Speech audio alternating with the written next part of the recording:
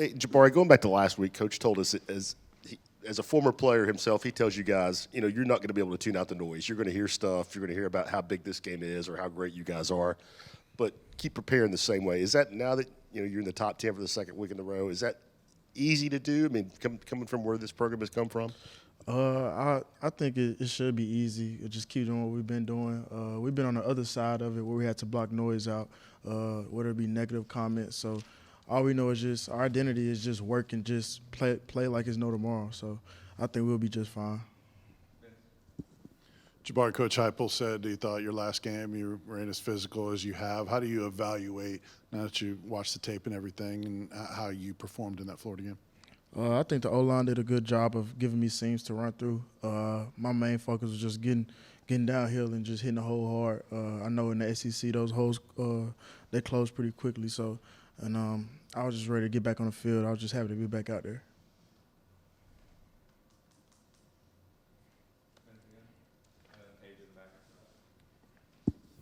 How'd you utilize your non-football time in your open week, and did that include much college football? Yeah, I watched some college football. I just got a lot of rehab and treatment. But yeah, I watched a lot of college football. I felt like a fan again, so it was fun. Heupel talks about how aggressive the front four is for LSU, for your line, especially the running back unit. And how do you think you're going to be able to match up against them and hopefully get those long runs in there every once in a while? Yeah, they're a good team. They're a good front seven, very physical, ACC type of opponent. I think we saw a good bit of that against Pitt and Florida. So it's just the next challenge. We can't think too much about it. Just play and compete to the highest level. When you guys have to go on the road and deal with the crowd noise and that sort of thing, is the up-tempo easier to run than if you huddled? How does the crowd noise affect the communication?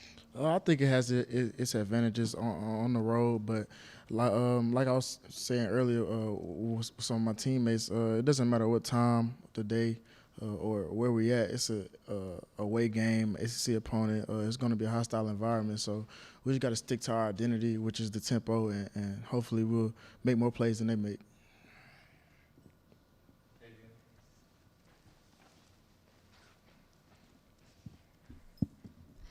Obviously, the team's been operating maybe a little differently with Tillman kind of questionable at the moment.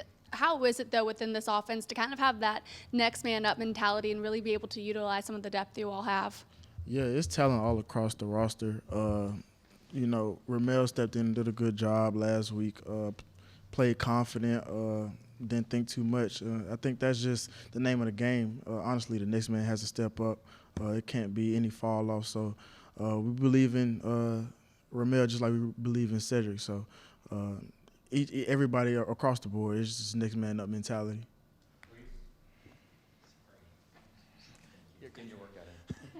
LSU's defense is one of the best in the nation at forcing fumbles. They lead the nation in fumble recoveries. How important is it for you guys to, obviously, it's always important for ball security, but more important is ball security this week? It's very important. The smaller things in these big games and these tight, close-knit games, they mean the difference of the game sometimes. So we got to be on our P's and Q's and just lock into the fundamentals. Taking care of the ball, making sure we're blocking, making sure we're finishing runs. So all those little things, they add up in big games, and they're a good team. So we got to make sure we do what we do. Jabari, how'd your trash talking with your uncle go after the Florida game? It's still going on. It was fun, man. Anytime I could one-up my uncle, I'm going to take full advantage of that. So it was fun, crazy experience.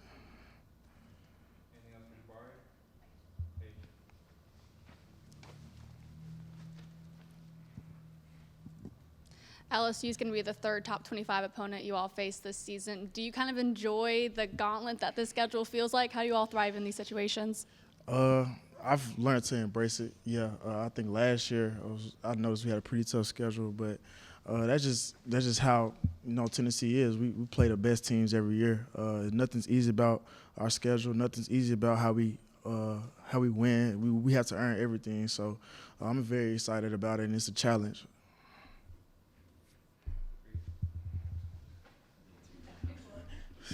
Obviously, you play on the offensive side of the ball, but with Warren Burrell being out on the defensive side of the ball, looking from a broad picture, who have you seen step up into a leadership role on that side of the ball now with Burrell out?